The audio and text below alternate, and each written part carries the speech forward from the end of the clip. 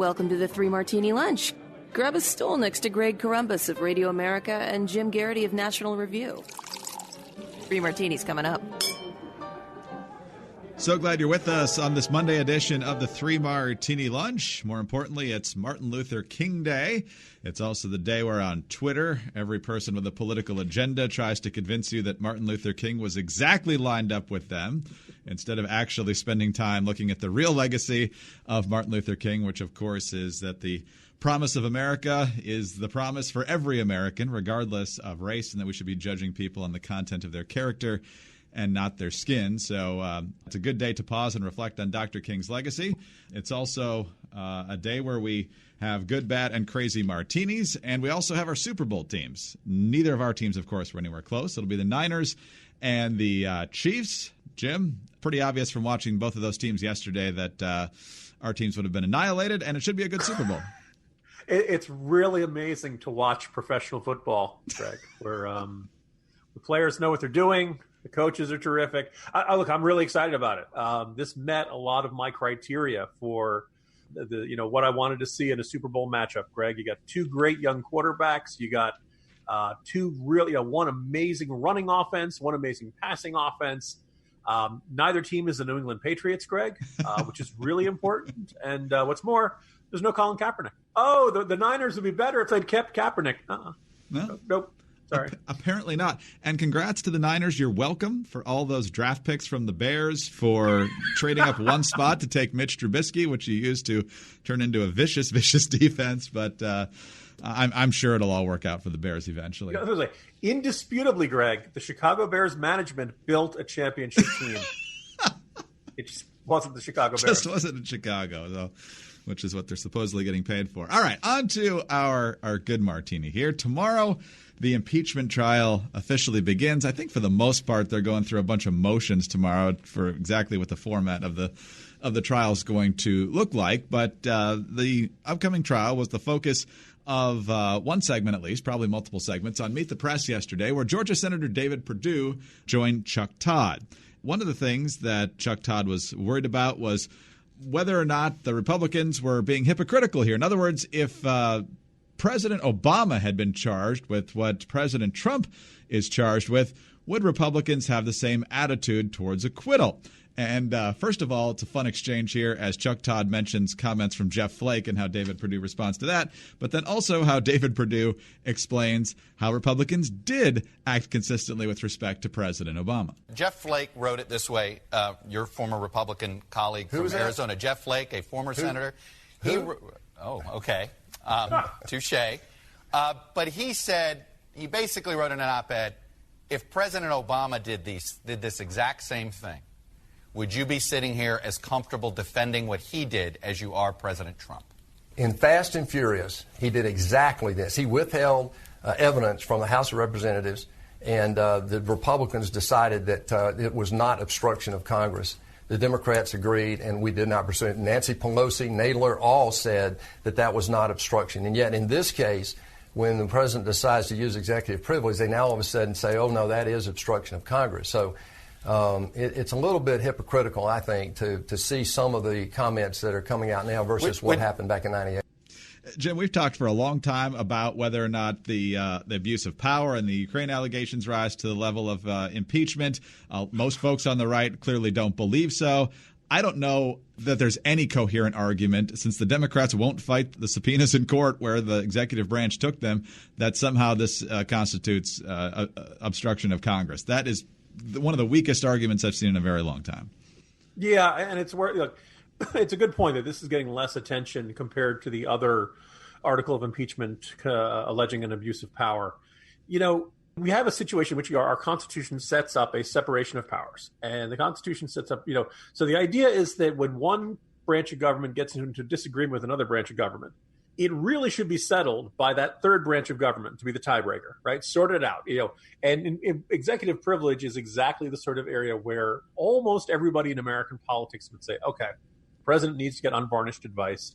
The president needs to have some expectation of confidentiality in all of his conversations, or at least some of the conversations he has and some of the the matters he discusses with his advisors and with members of the executive staff.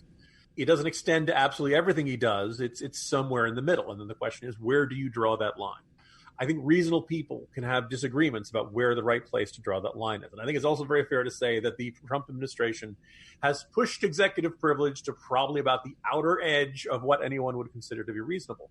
But that having been said, if you think that the administration is improperly claiming executive privilege over something that executive privilege should not cover, that there should be a public right to know whatever was contained in documents, contained in memos, contained in which, oh, by the way, this was the argument from the Republicans during Fast and Furious, right? The idea is like if you authorize a terrible plan and you're really embarrassed by it, you don't get to invoke executive privilege just to avoid being embarrassed.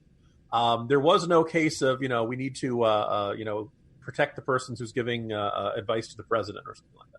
But it should be sorted out by the judicial branch, right? This is what it's there for. Does the Constitution cover this? Does the Constitution not cover this? That's, this is what separation. What if you have a situation in which basically the House Democrats are right now asserting, we have a right to say you must turn over that document.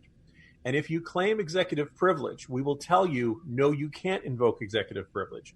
And if you continue to invoke executive privilege after we tell you that you can't, we can remove you from office.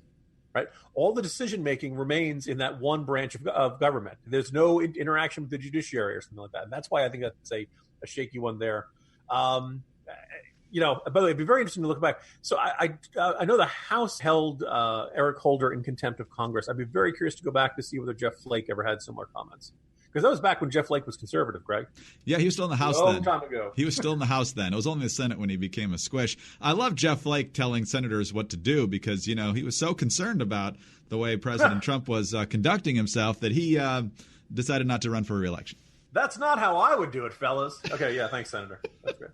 You can tell he's held in high regard by his colleagues. They miss him.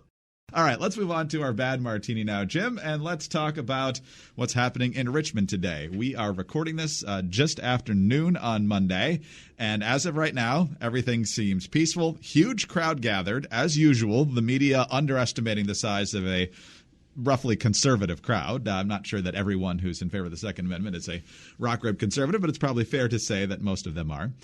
We'll get another completely distorted number later in the week with the March for Life. But nonetheless, it's peaceful. But the fact that this march is even happening, this lobby day, which happens every year, but obviously it's taking on greater significance this year due to the gun control agenda from Governor Northam and the Democratic majority in the legislature. The media is all worried that this is going to be Charlottesville 2.0, and you almost get a sense, Jim, in some of their coverage that they want it to be Charlottesville 2.0. Here is CNN New Day, their morning show. Not sure who the anchor here is, but they're talking to Elle Reeve, who also covered the Charlottesville tragedy back in 2017. And as they go through their discussion, they're talking about some of these white supremacists who had been arrested in the days before because they were planning to cause trouble here at this rally in Richmond. And here's the discussion that followed. As you point out, this one group that we don't know a ton about, but this group, the Base, where people were arrested, according to the FBI last week, 7 different people arrested.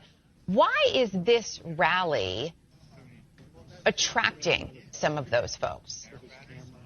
Well, it's a good place to recruit, right? There are people who are feeling radicalized. There's less trust in government.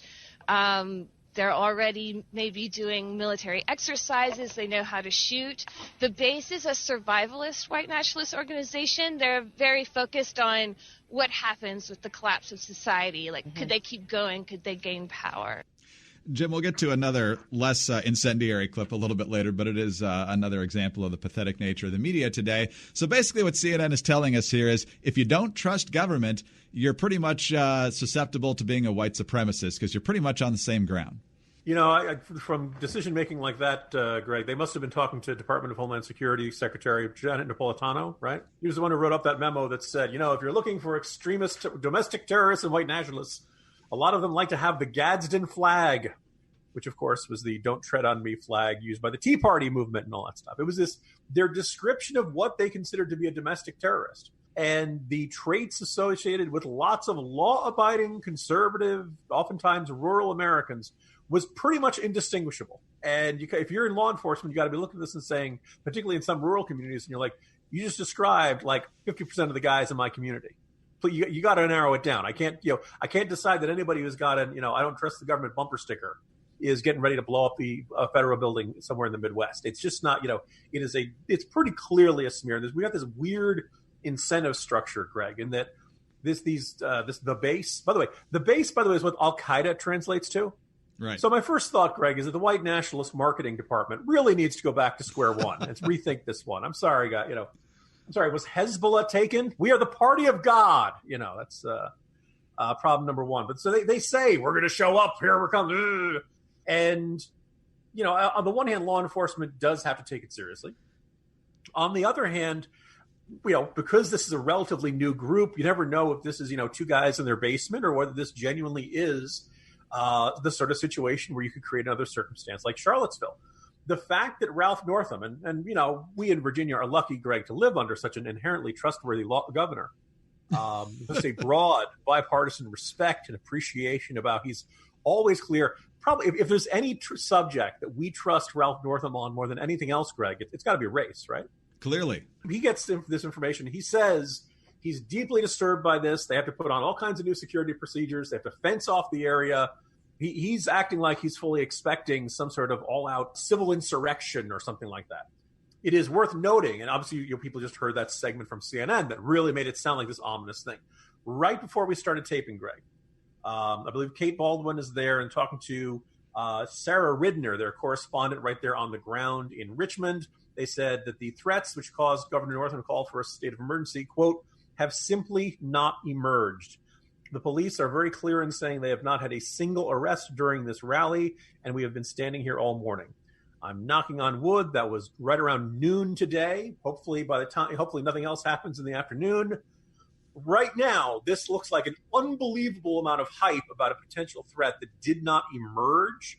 And we're unfortunately at the point, Greg, where we can't be certain. I'd like to think that Ralph Northam and everybody else involved in this decision-making process made a good faith effort to simply, we really thought there was going to be some sort of security threat here, and thus we had to bring out all the stops. Greg, honestly, I can't make that. I can't have faith in that decision. There's just too much water under the bridge where we've seen Ralph Northam lie about things, particularly related to race, in order to demonize his opponents. Absolutely right, including Ed Gillespie. We're not just talking about the blackface situation from his yearbook scandal, but the way he demonized Ed Gillespie during the 2017 campaign goes right down that same alley as well. Here's what the AP said heading into today's rally. Gun rights activists, some making deliberate displays of their military-style rifles, began to descend on Virginia's capital city Monday to protest plans by the state's Democratic leadership to pass gun control legislation. Several thousand activists, mostly white and male, many clothed in camouflage and waving flags with messages of support for President Donald Trump, appeared hours before the 11 a.m. rally was set to begin. So, Jim, a lot of pejoratives in there, a lot of messaging there from one or two paragraphs from the AP. There was a time where the AP was the wire service you could more or less trust to just call it down the middle, tell you what was going on and leave all the subtext or aspersions or suggestions or stuff like that alone. And apparently not anymore, Greg. No. And now here's one more. Gabe Gutierrez of NBC is in Richmond covering this, and he puts out a tweet saying that the protesters are chanting, "We will not comply." And given the sanctuary movement, that wouldn't have surprised anyone. And in fact, they did say that. But the video he posted, this is the video he posted in conjunction with, here are the protesters chanting, "We will not comply."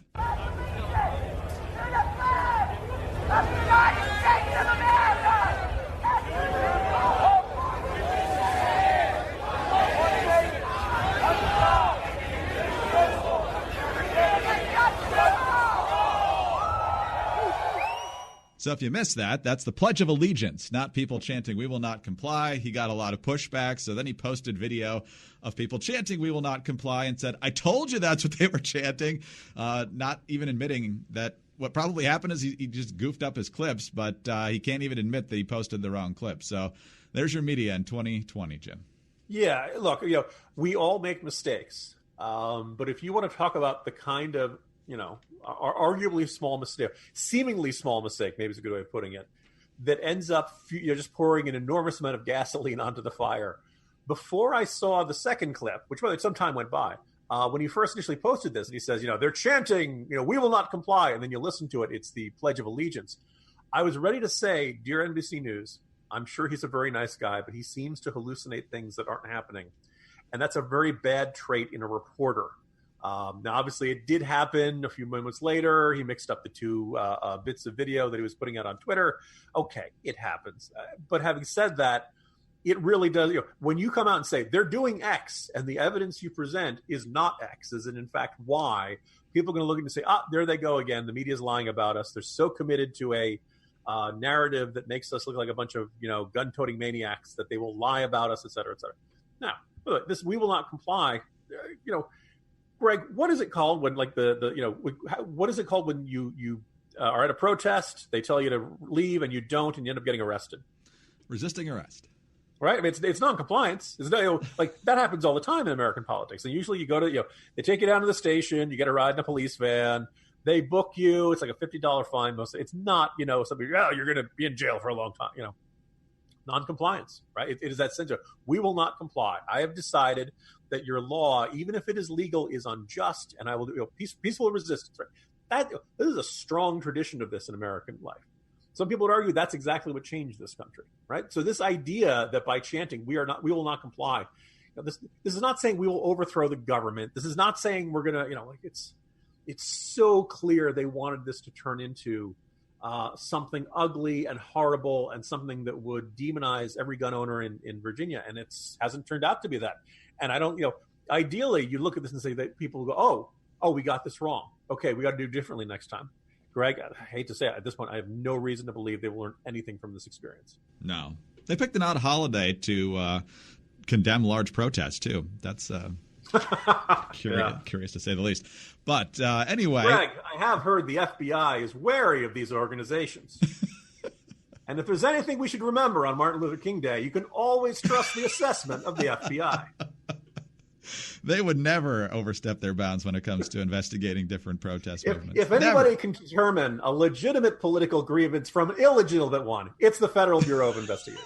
By the way, Greg, for the day you and I get investigated, on behalf of all the dedicated agents of the Federal Bureau of Investigation, I don't hate all of you. You're all wonderful people. I know you try hard. You have a tough job. Please don't kick down my door. Exactly. We both know wonderful people in the FBI, but their track record on this sort of thing is not exactly. And we don't mean Johnson, and we don't mean Johnson. We mean the other guys. Well, no. Sadly, they're not with the FBI anymore. But that was a tragic day for the Bureau at Nakatomi Plaza. Anyway, when it comes to the media demonizing people based on sex and race and political beliefs, the political correctness is clearly running amok. We talk about it all the time here. And another good place to listen more about it is the Mock and Daisy Common Sense Cast.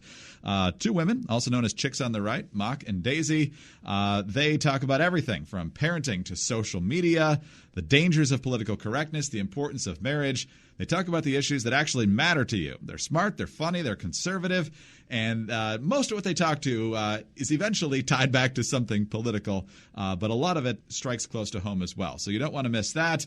They say that if you want to make America great again, you've got to start in your own home. So to find out more about the Mock and Daisy Common Sense Cast, go to chicksontheright.com or start listening on the Apple Podcast app, Spotify, or your favorite podcasting platform. All right, Jim.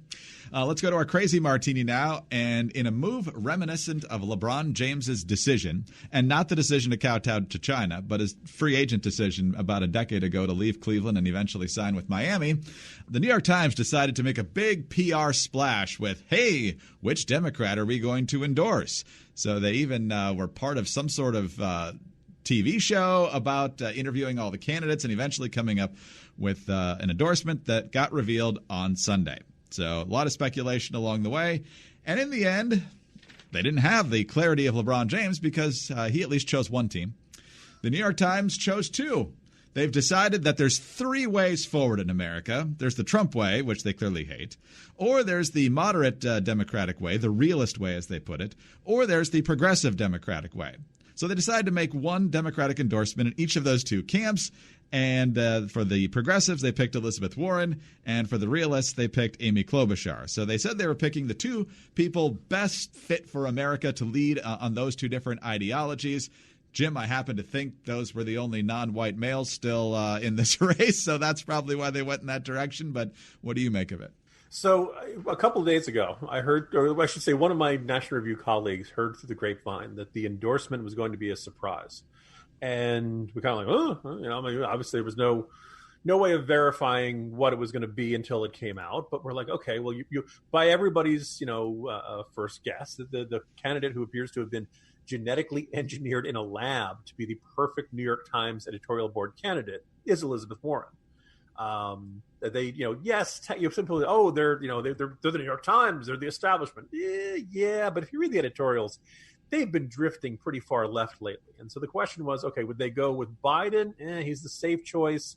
It would be seen as kind of a rebuke of all of the more progressive candidates. They probably weren't going to do that. Sanders, that might be a little too hot for the New York Times editorial board. Well, wait a second. They also represent New York, Wall Street. Not everybody on the editorial board was likely to sign off on that one.